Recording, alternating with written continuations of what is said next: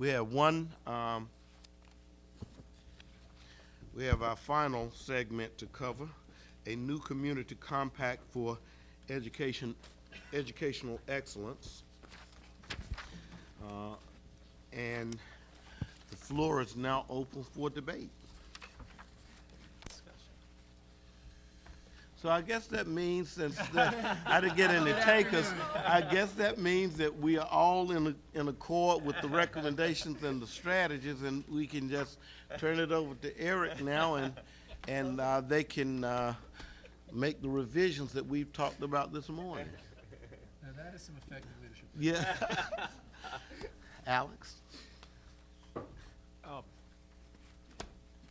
In the preamble that leads up to it on the historical kind of overview, I thought it'd be helpful to have the president's, U.S. secretary who made lots of comments. I wouldn't suggest what they should be, but obviously he's very thoughtful and provocative, but just to weave him into the report, I think just further gives it stature in terms of the fact that he did participate in the process.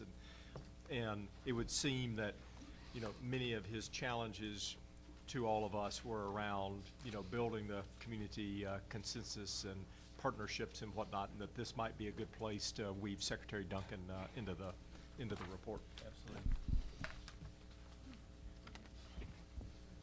Carol? Your eyes told me that you did. Maybe I was thinking about it. In terms of governance and funding, I think we can all agree that transparency is going to be key. And how will we be able to show how these dollars are going to be spent in regards to the public and private partnership? Is there any vision regarding that? Mr. Chairman. Yeah. Eric? So thank you for that comment. And we can call this out more explicitly because a number of people have raised this issue.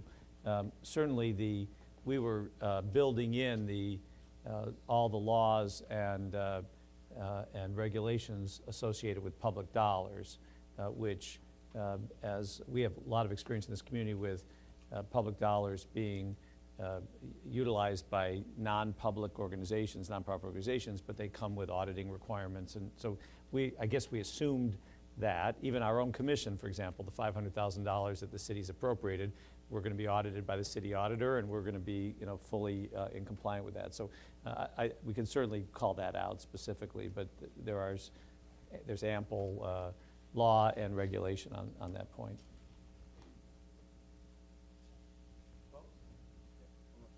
I'm interested in learning a little bit more about what our intent is with creating the public-private partnership for the Columbus Education Commission, and specifically the Innovation Committee. We talked about representation from the different stakeholders, and so I don't know, is this the place to start having that conversation, questions around that particular committee? Well, I think that this is the time to have this conversation, because I think that it's important that we put to rest any concerns we have before we pass this on to Eric and those people who are actually wordsmithing this. So, and from my perspective, the short answer, Bo, is yes. That there should be involvement with the public-private partnership, and there will be accountability, just as Carol just raised. So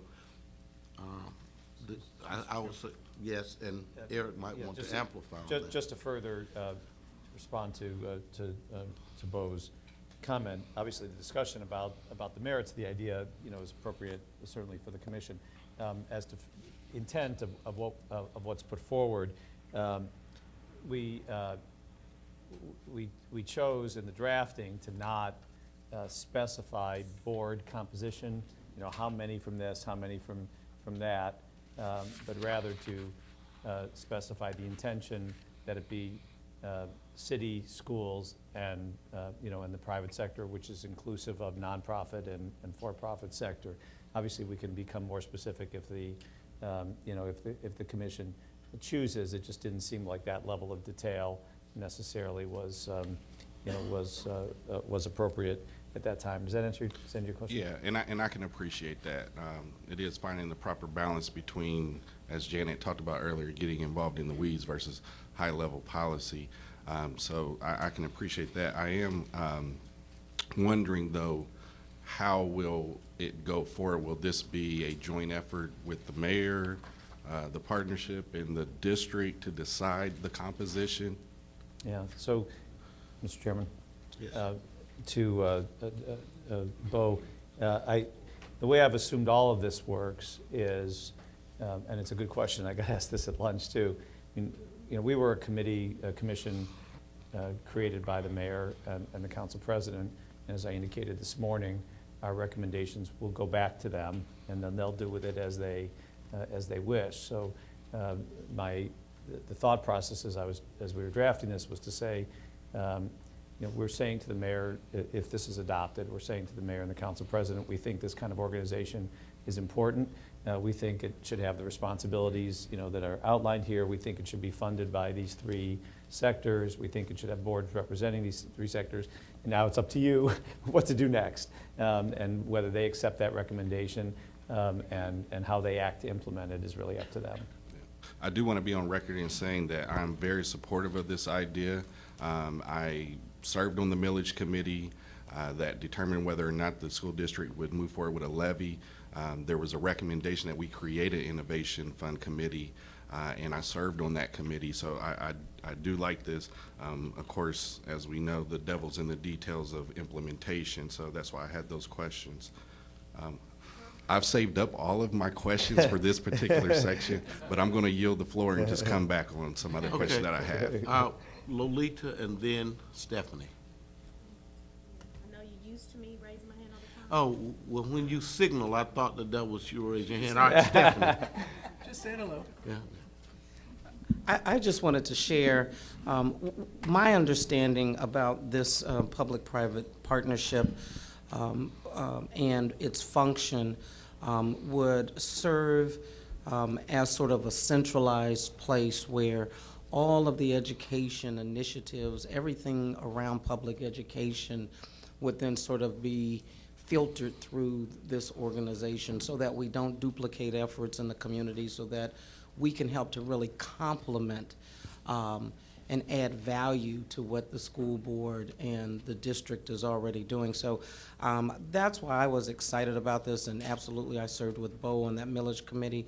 And so to see it sort of formalized a little bit more and to have a little more meat on it, also, I'm just thrilled that we finally were able to do this. The other part of this too is, and if there's anybody out here or there who is concerned about the private sector component of this, I think people need to realize that as entities, and any of us that are in fundraising know, when you're putting money into an organization or an entity, you want to be able to have some involvement, some engagement with the outcomes that are associated with this. And so if we expect the private sector to be engaged with this public sector entity, then they need to have a part of what the outcomes actually look like. And the other part that I'm excited about with this is there also, I think, is going to be a higher level of accountability with this committee as well, and expectations. And I think that's exactly what we need. Not that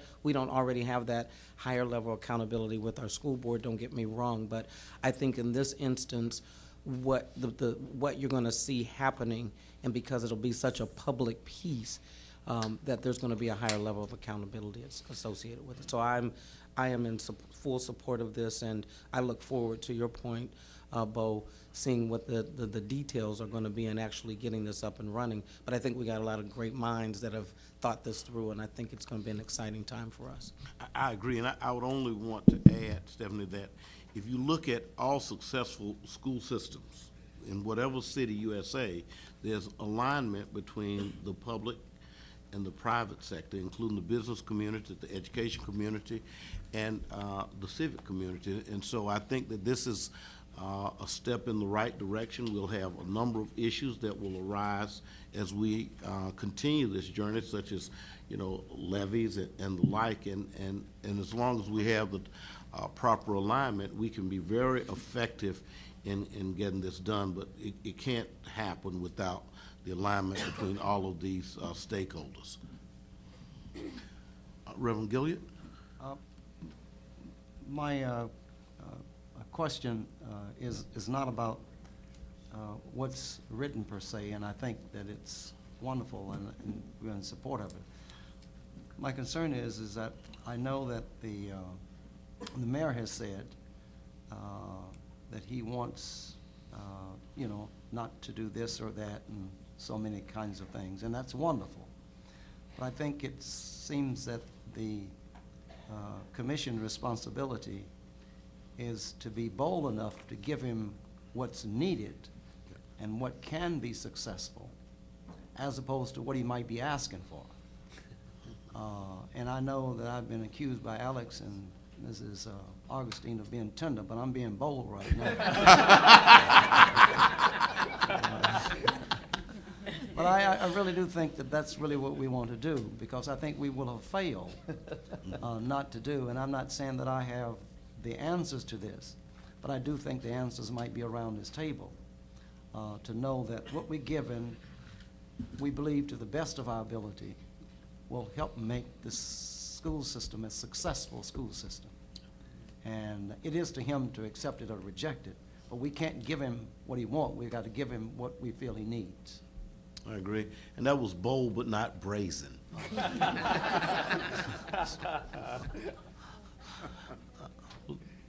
I thought I saw, now Ms. Augustine.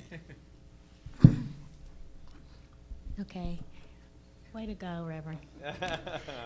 But I wanted to, I don't know, and I don't even know, I'm in full support of this. The only thing, and I'm not even sure if it should be here or somewhere else, because I don't know if we said enough about special needs, because I do think that it is kind of, they are students and they may be falling behind, but I think it's different, especially the special needs students that have really high disabilities. And out of everything that I know about Columbus City Schools, my knowledge is not as vast in that area. So, but I do know that maybe, I don't know if it needs to be a different job or if it needs to be, but I think that there needs to be something specific to that group of people, because I know that some of them are successful, more successful because they have an advocate, a government advocate, but I'm not sure how they get an advocate, and maybe they've had an advocate their entire life, so I don't know if this is even the area where it should go, but I wanted to make sure that I say that, because there's a partnership also with Godman Gill where they're taught skills that they may not have gotten before. I don't even know if that program is still going on, but we need to make sure that those students get advocates so that they can be functional in society. You know, they're taught a skill, otherwise they're just in Columbus City Schools till they're 25 and they can't go anymore, and then now they just have a guardian that's taking care of them. So I don't know if that goes here or somewhere else, but I agree with everything. I don't have any other complaints about this. Thank you. Chad? Like Bo, Stephanie, and I think there were 6 of us on the levy committee last year where this innovation fund idea came up. I fully support the concept. I think it's wonderful. This is one place in the report that I recall where we actually specified dollar amounts. So when the idea first came up in the levy committee, I would call it a wag at a number. So if there's more detail as to why we're saying X amount to X amount, so it's a big range, they're big dollars, so if that's the point, I understand that. But you know, this is going to go to a different group for further you know, study and then eventual implementation. And I would hate us to hand this off and then that group be held to a number that the research may or may not have gone into yet. And again, this is just one call out. So anytime we call out a dollar amount, I think it does prompt the question of, okay, show me the budget. And if we don't have that and don't want to have it, I would question whether we should have a budget range even in the document. Your Honor? Yes. Thank you for that comment, Chad. So just to make sure the commission has the information as to why we drafted it the way we did, as you discussed whether or not it's appropriate to include a number at all or to include this number. So it's somewhere between a WAG and a firm budget. The two things that the staff did was look at what other communities are doing, like, for example, Indianapolis Mine Trust and the kinds of efforts to attract charter schools. We also looked at what the district spoke about, in the context of an innovation fund. This is clearly larger than that. And then thirdly, we did just a sort of the rough estimate. If you consider the deficiencies in state policy relative, to charter school funding that were discussed here and that came up in the public meetings, and you do some mental math on what it's going to take to try to correct for that deficiency in state funding, that's how you get to these numbers. And then finally, back to the Reverend Gilliard about being timid versus bold. We've a number of, I think the reaction of the commission appropriately to a number of our goals was maybe we weren't moving big enough, fast enough, and there was an attempt here to be on the high end of what that would get notice around the country by high-performing charters and others. When they see a number like this, they're going to notice. Well, and then Dr. Asher.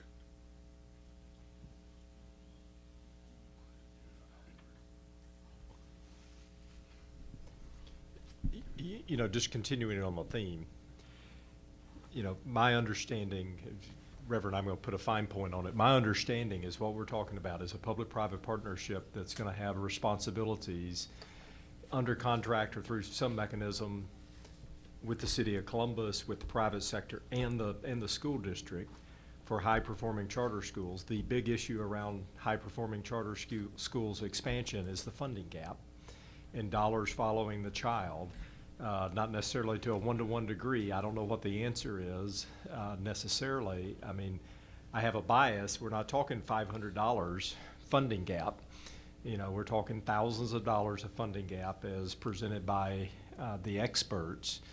I'm going to put a point on it because I want to make sure that what we're talking about here doesn't get masked in the gentleness of the language, that we're talking about a major effort that I think would, rival anything in the country in terms of city investment, private investment, and district investment, with a big piece of that going to drive the growth and expansion of high-performing charters in the district.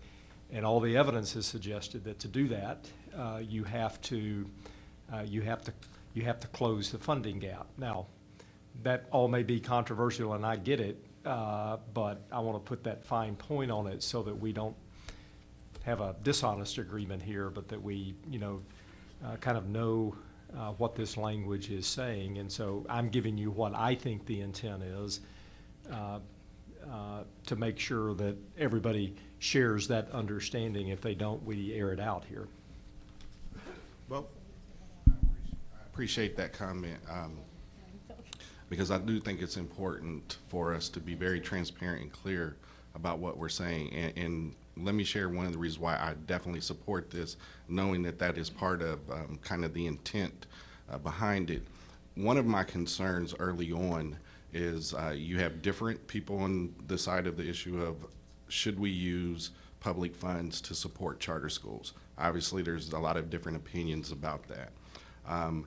To me, this particular initiative gets at that, and it maintains local control, because part of the concern was with an initiative where all of the money follows the child, you're rewarding low-performing charter schools as well.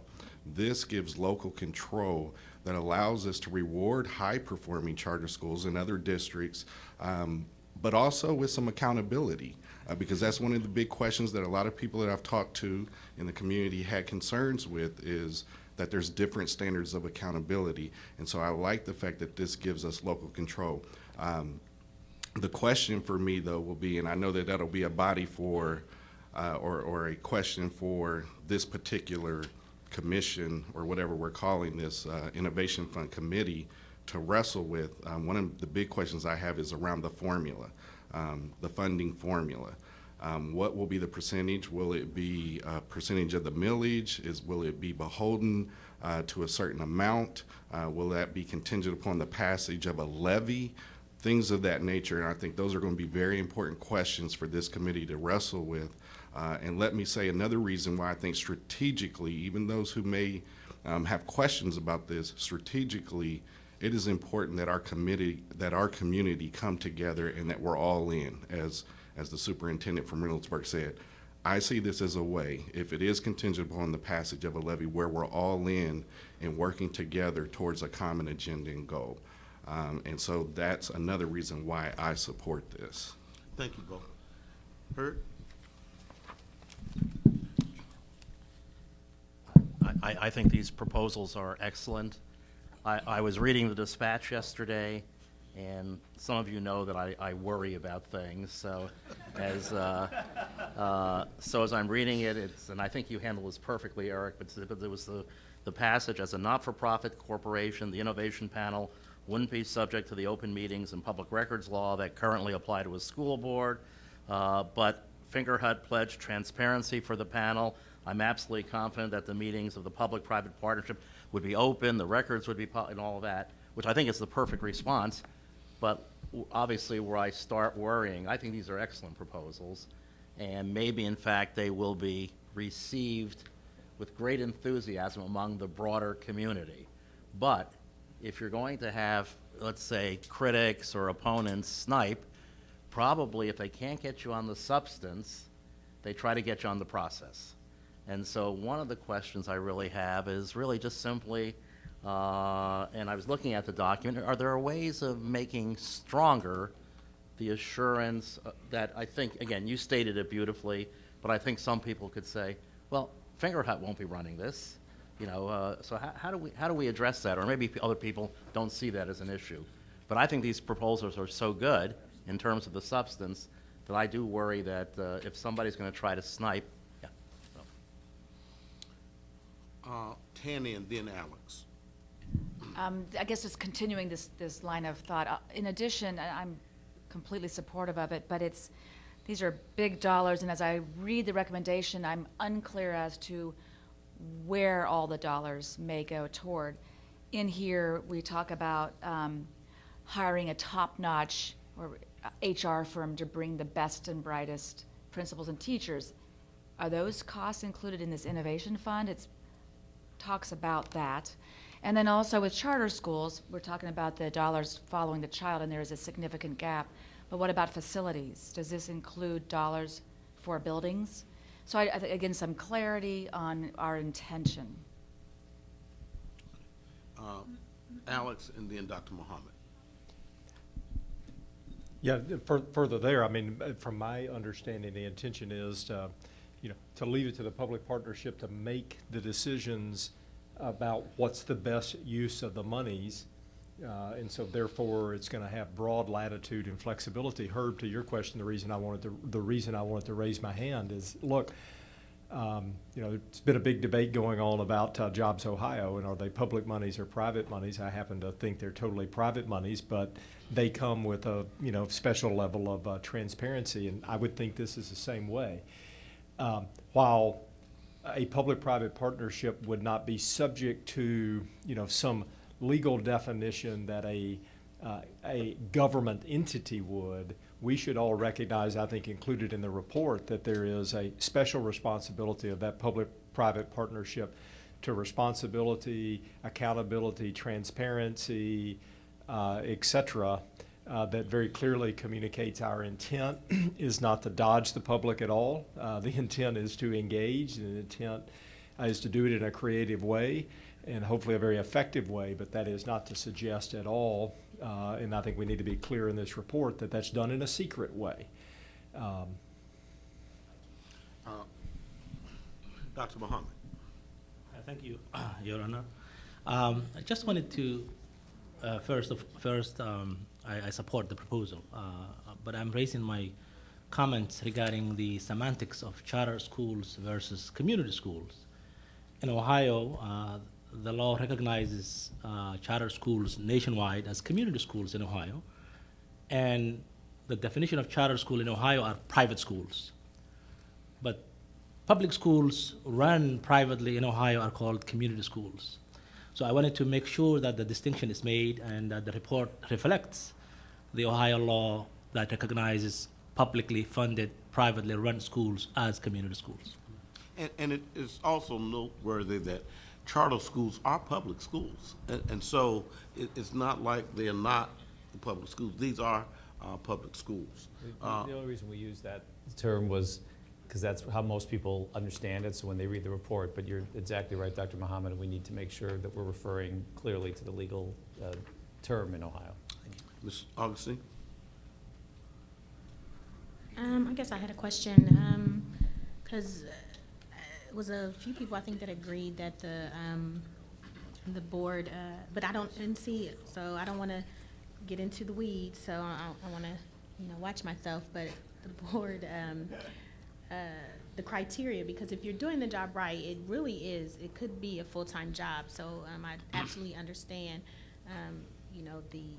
the what's the word I'm looking for, the responsibility that comes with being on the board. So a lot of people brought up the fact that the criteria needs to be changed or raised, and some people spoke about dollar amount raises, or, because right now all you need to do is be 18 and live in the Columbus City District, and we do have current candidates. So I guess my question is, where does that go?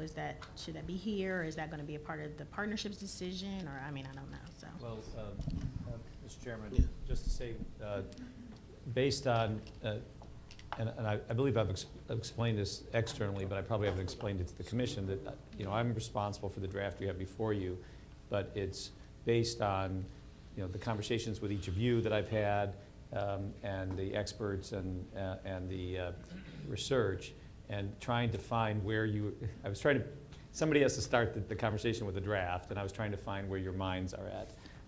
And so I will say honestly that a number of you did raise with me the issue of the qualifications for school board members.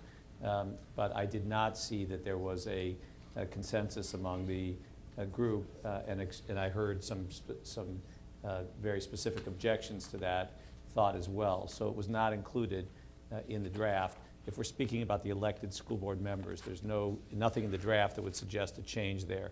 With respect to the public-private partnership, that's a new board, that we could speak to as to qualifications. And I would also suggest, make sure that it's clear that the expectation there is that there would be a professional staff as well, that the board would hire a full-time staff, because you're not going to manage a $30 to $50 million annual budget with volunteer board members.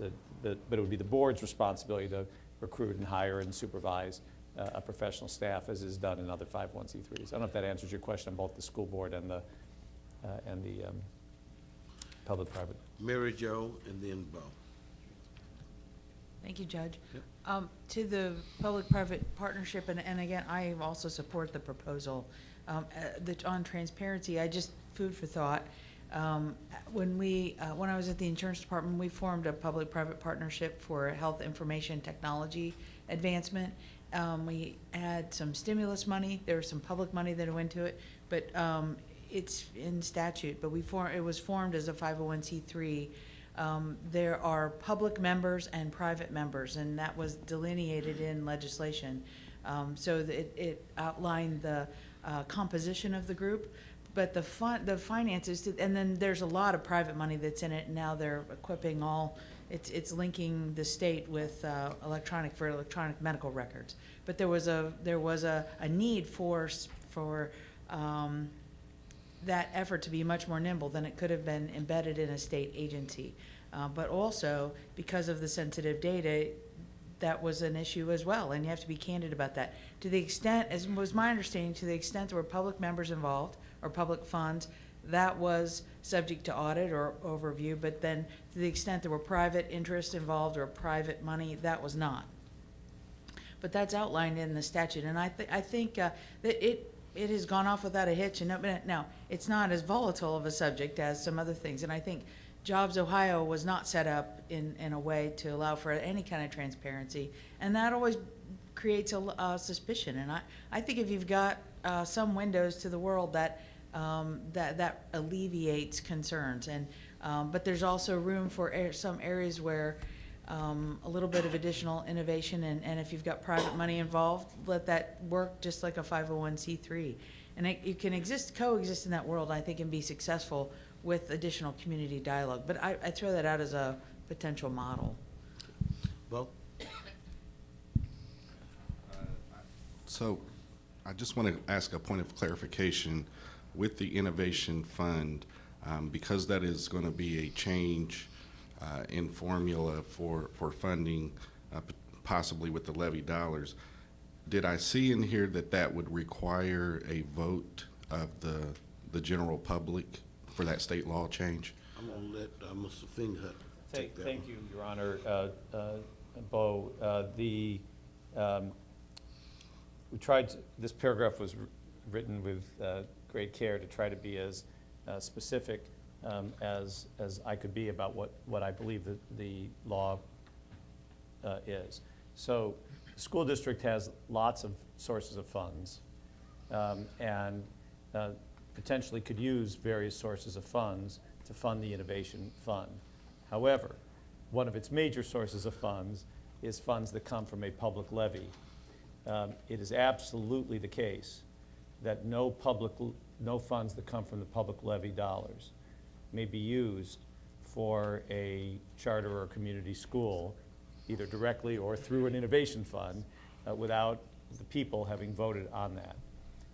And so that's why we worded it to say that any levy funds, before any levy funds can be used for that purpose, it would have to be included in a levy that is put before the voters. Now, there's one more complication of that, which you probably know, and that is that the district does not currently have the authority to offer such a levy. That was the question in Cleveland recently. And so Cleveland sought from the state legislature the authority to offer such a levy. They were given that authority subject to certain conditions. They have to itemize the millage, they have to report certain things. And so the report suggests to the mayor and the council, president, that we ask the General Assembly for the same authority that Cleveland has, so that the Columbus School Board, if they choose, they don't have to, right, but if they choose to put a levy before the vote, if they want to fund the Innovation Fund as described, they would have the authority to put before the voters a levy that would contain those funds. Is that clear enough? Absolutely. And that's the way we tried to write it. And I appreciate that, and I do think it's important to have broad-based community buy-in. And so I think that gives us another level of assurance that we are striving for that. My next question is around, we've talked about lobbying the state legislature for certain changes, whether it be the subject we just discussed or having stronger regulations to close low-performing charter schools. Who will be doing this lobbying activity once this commission has issued its report? Now, I think that since we're issuing our report to the mayor and to council, those two political entities could do the lobbying.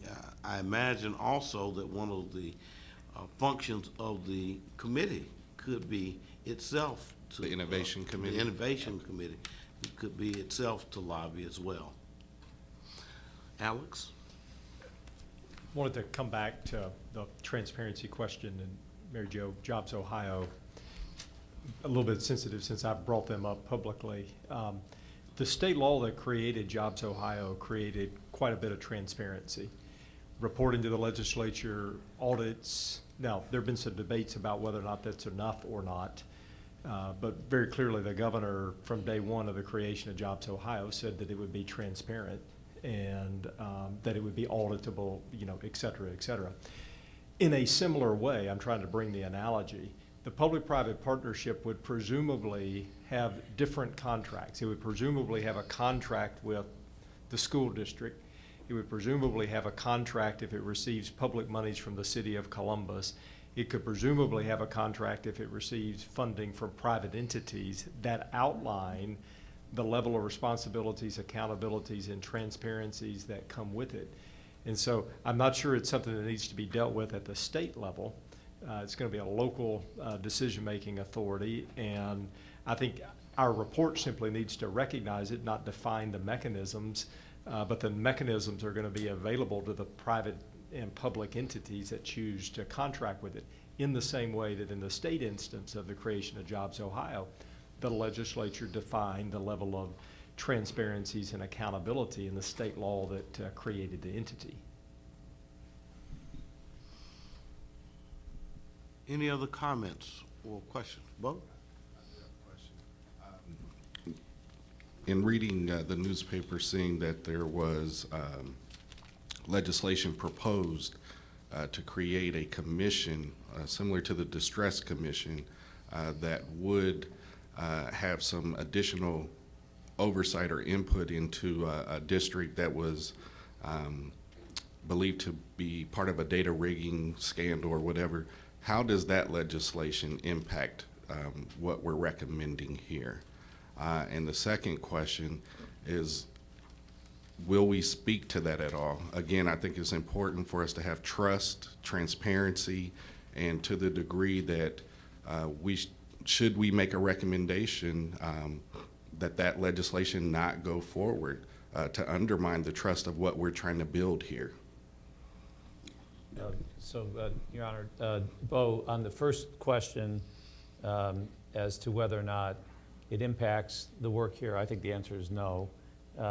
First of all, we're making recommendations to the mayor and the council president.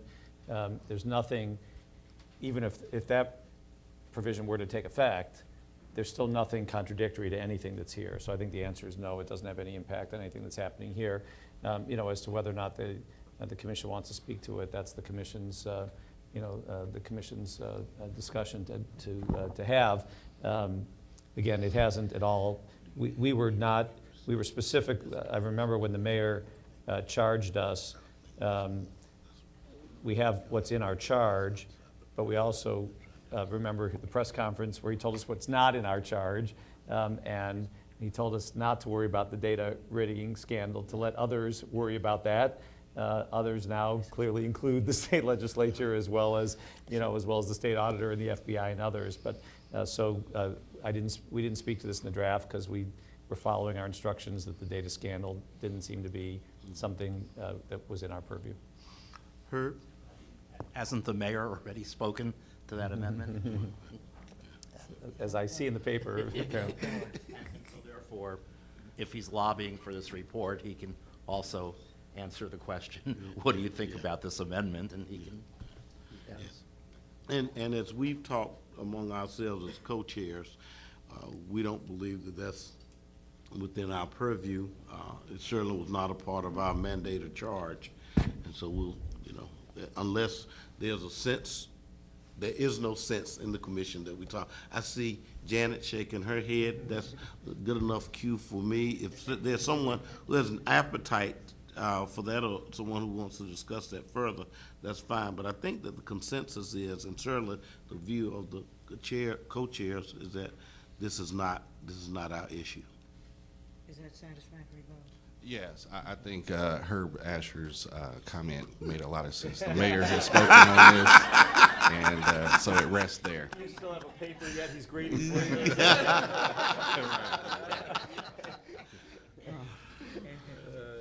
Are there any more questions or concerns with our last item? Yes. So now we've wrestled through all of the questions, I think, around the Innovation Fund. But now I have some questions around the suggestion for the independent audit. Okay. And so is that part of this conversation as well? Absolutely it is, Okay, absolutely it great. is. So I like the idea. Let me say, as an organization that receives public funding, federal funding, we have plenty of independent auditors who regularly check our work. I like that. I like the independence that they have. The question that I had was around the idea of moving forward with a levy. I didn't see it spelled out in these recommendations, but certainly there was a newspaper article that alluded to the fact that the independent auditor would have veto power whether or not a levy could go forward. And I just want to clarify if that's true or not. Well, you know, if, from the language on page 9 on the levy request, it doesn't say that, and as I read it from a legal vantage point, it doesn't imply that. It says the Board of Education should seek the advice and support of the independent auditor in order to place a levy on the ballot. Right. But it doesn't give the auditor veto power. So that would be my reading of it. I don't know whether it's That was my reading too. I just wanted to ask for clarification. That's the intent. Yep. Are there any other questions about the independent auditor?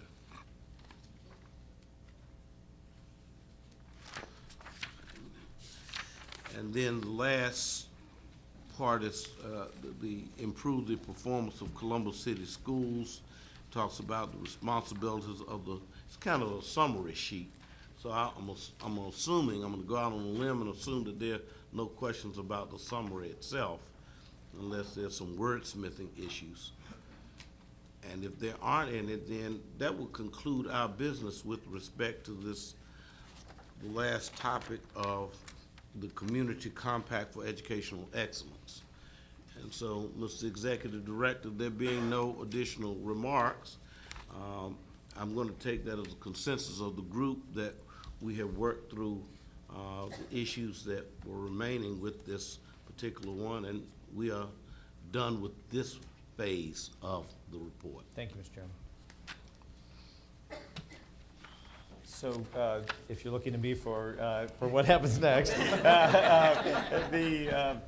only thing that I would want to ask the chairs, the co-chairs, is I had some sense that you might want to come back to an earlier conversation this morning that involved Tanny Crane and others about some thematic issues. I don't know for sure, but I want to make sure that if there's any desire to have a further discussion about my sense was that we I'm were happy to do so. together on those thematic issues, because we talked about them at the April 10th meeting.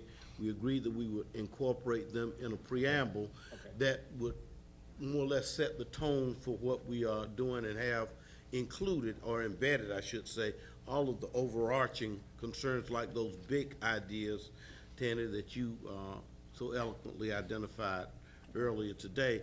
I think that one of the other things that we must address is how we proceed going forward.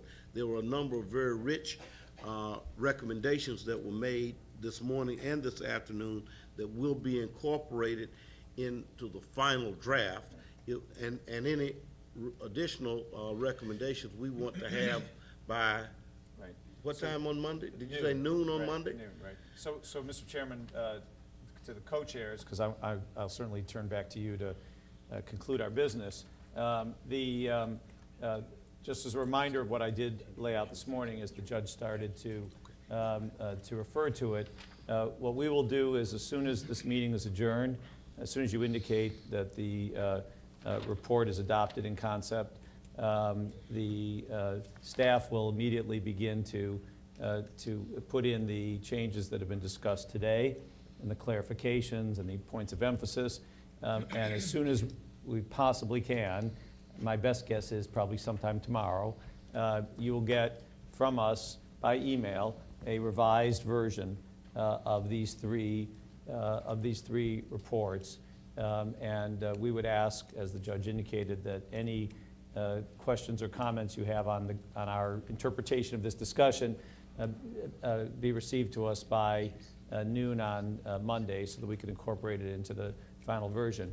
But I certainly would ask the co-chairs that we do have an indication by some means of support contingent on, of approval of the report, contingent on us satisfactorily reflecting today's conversation in the final document. Well, at this time then, why, unless there's an objection from the members of the commission, I would propose that we take a vote to adopt the report, contingent upon the incorporation of the last changes that, and last modifications, I should say, that we have discussed today.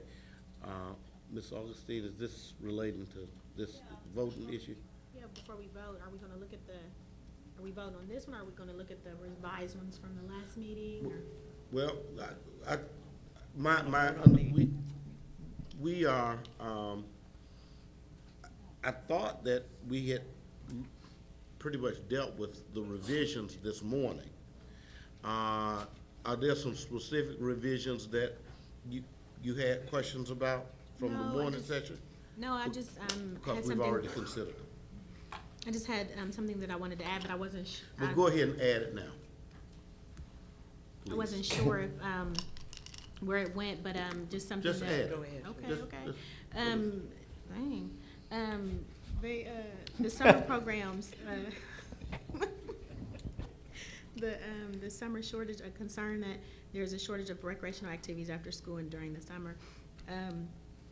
A concern is that there are a lot of programs, and some of the programs are just designated to only Columbus City School children.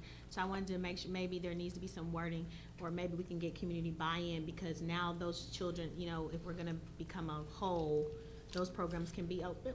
Looking at me like that. I'm just making sure I understand what you're saying. Those programs can be open to even the charter school students, and does that make sense? Yeah, Okay. and I think that it meant, since the charter school students are Columbus City school students, there was an implicit distinction. So to the extent that clarity needs to be brought to that, you can incorporate that, Eric, in the next revision. Happy to do that. And Mr. Chairman, I also should have added to my comment about noon on Monday that certainly if any of the comments that come in appear to be substantive in nature at all, that I will consult with the co-chairs as to what I should do with those comments, assuming we have a resolution, a contingent resolution of approval that's forthcoming. Thank you. Janet? Mr. Chair, if appropriate at this time, I would move forward for a vote of the commission adopting or approving all of the recommendations, and then with the caveats about what may need to be changed, that we approve and to send forward to the mayor and council. Thank you. Is there a okay. Is there any discussion on the motion? There being none, all those in favor, aye? Aye. Any opposed? The ayes have it, and you have your mandate. Now, before we conclude, there is one other comment that Mr. Lozinski has that is unrelated to what we just concluded, so that's why I waited until they. Oh, I'm sorry, Rhonda. You may have received an invitation from me about the CEA Awards and Retirement Dinner, and I am very proud to announce that we give 2 community awards, and our Friend of Education this year will be Mayor Michael Coleman, and the Innovator in Education Award will be going to the Columbus Education Commission.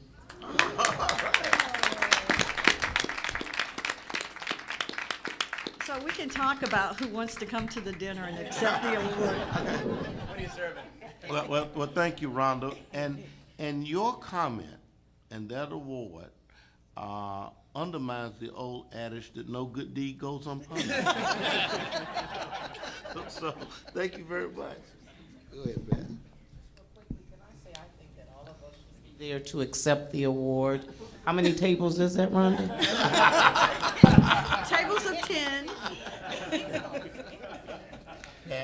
I had just suggested It's, to, the date is May 18th, and if you don't have an invitation, we'll make sure that you do get an invitation.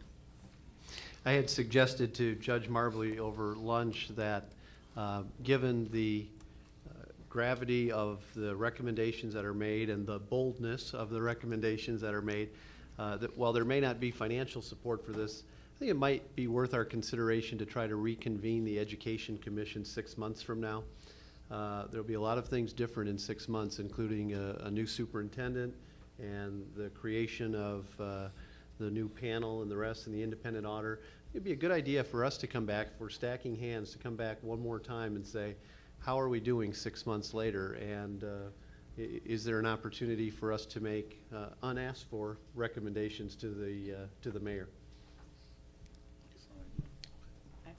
That sounds like an excellent idea, and I'm sure that that's one that our executive director would look forward to sending out all of the invitations to, so that we could get together here at the library and stack hands one last time.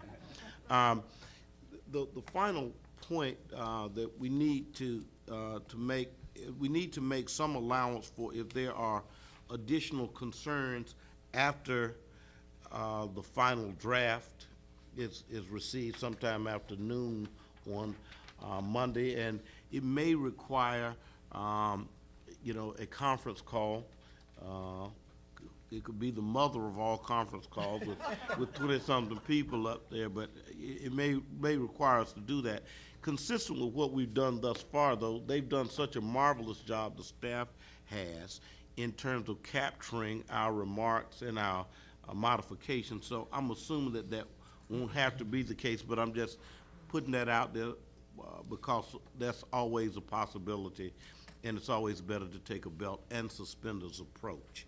Now, the last thing I would like to say before I turn the mic back over to my co-chairs is I want to, on behalf of the co-chairs, I want to thank the staff, particularly our executive director, for keeping us on task, regardless of the degree of difficulty that he may have been facing, and the staff for getting us all of our materials in a timely and orderly manner, to helping us work through some of the very difficult and seemingly intractable issues that we faced, and I think that we've overcome, and for setting us on the right trajectory to get the very difficult work of improve the educational outcomes for our children done. So join me in a round of applause for all of this.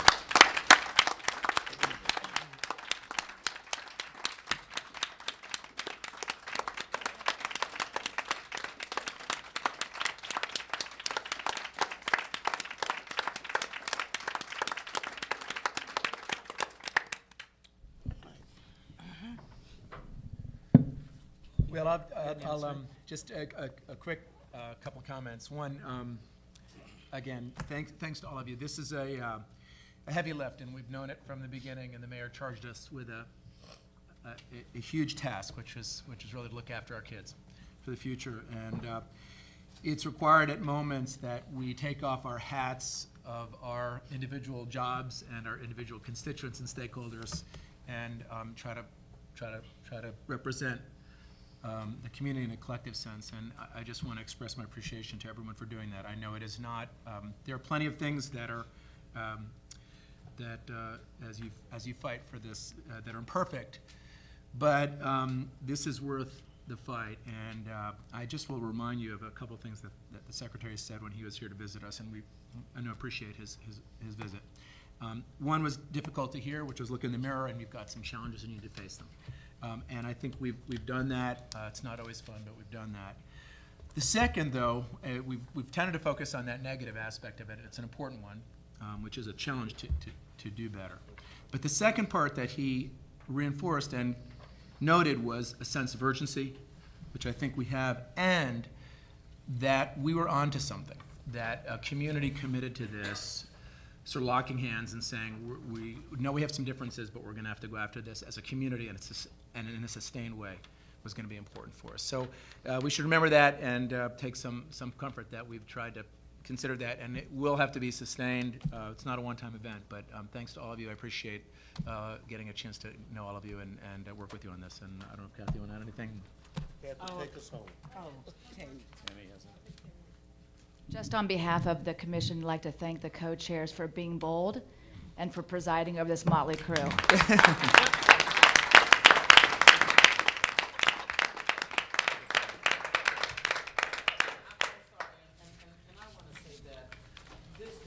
Guys have set the standard for any kind of community committee being put together in the future. So, I mean, I have enjoyed every bit of this, the preparation, the work, the information, even though it's been a lot.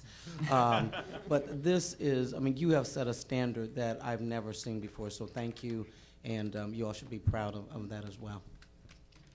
Well, and with the mandate to bring it home,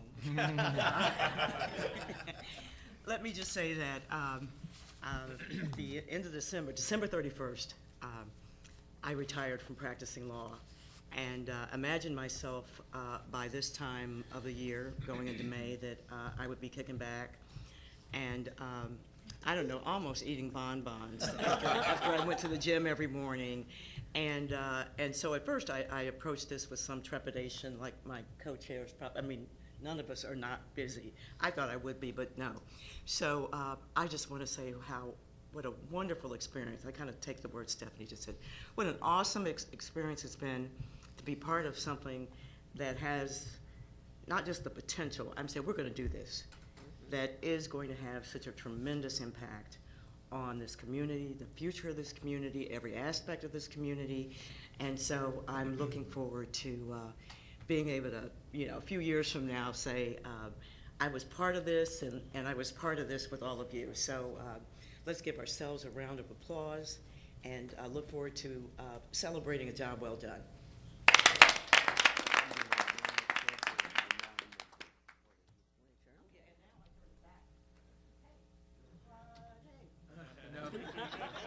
I think we are officially adjourned. Thank you. But you can announce where and